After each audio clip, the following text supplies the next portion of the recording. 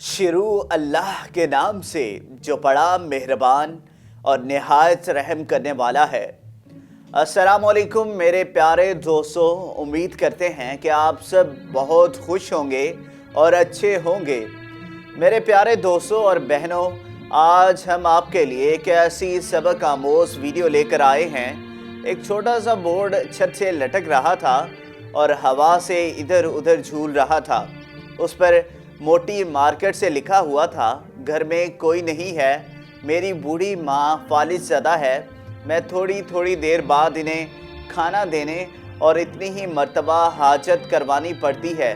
اگر آپ کو جلدی ہے تو اپنی مرضی سے فروٹ تولیے اور پیسے کونے پر گدے کے نیچے رکھ دیجئے۔ ساتھ ریٹ لسٹ بھی لگی ہے، اور اگر آپ کے پاس پیسے نہ ہوں تو میری طرف سے اجازت ہے ایسے بھی لے جائیں۔ ادھر ادھر دیکھا، پاس پڑے ترازو میں 2 کلو سیب تولے، درجن کیلے لیے اور شاپر میں ڈالے۔ پرائس لسٹ سے ریٹ دیکھا اور ریڈی کے گدے والی سائڈ پر گدے کو اٹھایا۔ وہاں 100، 50 اور 10 کے نوٹ پڑے تھے۔ میں نے پیسے اس میں رکھ کر اس کو ڈھانپ دیا۔ پھر میں ادھر ادھر دیکھا، شاید کوئی میری طرف متوجہ ہو، اور شاپر اٹھا کر واپس فلیٹ پر آ گیا۔ افطار کے بعد میں اور بھائی ادھر گئے، دیکھا ایک درویش آدمی، داڑھی آدھی کالی آدھی سفید، سادہ شلوار قمیض میں ریڈی کو دھکا لگاتے ہوئے بس جانے ہی والا تھا۔ وہ ہمیں دیکھ کر مسکرایا اور بولا، صاحب پھل تو ختم ہو گئے۔ ہم نے نام پوچھا تو بولا خادم حسین۔ پھر ہم سامنے ہوٹل پر بیٹھ گئے، چائے آئی، کہنے لگا، صاحب 30 سال سے اماں بستر پر ہیں، کچھ نفسیاتی بھی ہو گئی ہیں، اب تو فالج بھی ہو گیا ہے، میرا کوئی بال بچہ نہیں، بیوی مر گئی ہے، صرف میں ہوں اور میری ماں، اور ماں کی دیکھ بھال کرنے والا کوئی نہیں، اس لیے مجھے ہر وقت اماں کا خیال رکھنا پڑتا ہے۔ ایک دن میں اماں کے پاؤں دباتے ہوئے بہت نرمی سے بولا، اماں تیمارداری کو بڑا جی کرتا ہے، پر جیب میں کچھ نہیں ہے، اور تو مجھے کمرے سے ہلنے نہیں دیتی، تو کہتی ہے تو جاتا ہوں تو جی گھبراتا ہے۔ ماں اب تو ہی بتا میں کیا کروں، اب کیا غیب سے کھانا اترے گا؟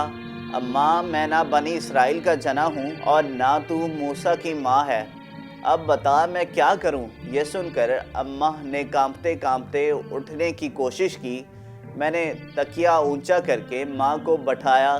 ماں نے جھریوں والا چہرہ اٹھایا اور اپنی کمزور ہاتھوں کا پیالہ بنا کر نہ جانے رب العالمین سے کیا بات کی۔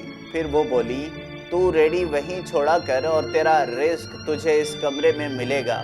میں نے کہا، اماں کیا بات کرتی ہو، ریڈی وہاں چھوڑ آؤں گا تو کوئی چور سارا سامان لے جائے گا، آج کل کون لحاظ کرتا ہے بھلا، اور بنا مالک کون خریدار آئے گا؟ تو کہنے لگی، تو فجر کی نماز کے بعد ریڈی پھل سے بھر کر وہیں چھوڑ کر اور شام کو خالی لے کر آیا کر، اور اب زیادہ بحث نہ کر، اگر تیرا 1 روپیہ بھی گیا تو خالص ثریہ اللہ سے ایک ایک پائی کا حساب کرے گی۔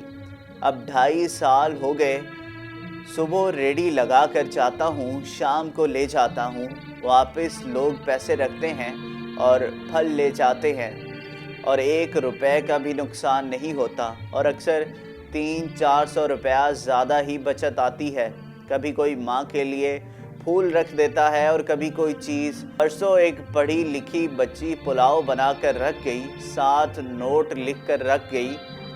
ریڈی کے پاس سے ایک ڈاکٹر گزرا اور اپنا کارڈ چھوڑ گیا، اور اس پر لکھ کر گیا کہ اماں کی طبیعت نہ سنبھلے تو مجھے فون کرنا، میں گھر سے پک کر لوں گا۔ کسی حاجی صاحب کا گزر ہوا تو وہ اجوا کھجور کا پیکٹ چھوڑ گیا۔ کوئی جوڑا شاپنگ کر کے گزرا تو ماں کے لیے ایک سوٹ رکھ کر چلا گیا۔ روزانہ ایسا کچھ نہ کچھ میرے رزق کے ساتھ موجود ہوتا ہے، نہ اماں ہلنے دیتی ہے اور نہ اللہ روکنے دیتا ہے۔ تو پیارے دوستو، اس ویڈیو کے آخر میں آپ سے کہتا ہوں کہ اگر آپ فارغ ہو اور اپنے والدین کو کام کرتے ہوئے دیکھیں تو فوراً اٹھ کر کہیں اماں جان ابا جان لائیے میں آپ کی مدد کرتا ہوں.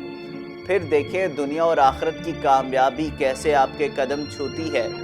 دوستو اگر آپ کو یہ ویڈیو پسند آئی ہو تو اس ویڈیو کو لائک کریں، کمنٹ کریں اور ہمارے یوٹیوب چینل عورت ہب کو سبسکرائب کر دیں.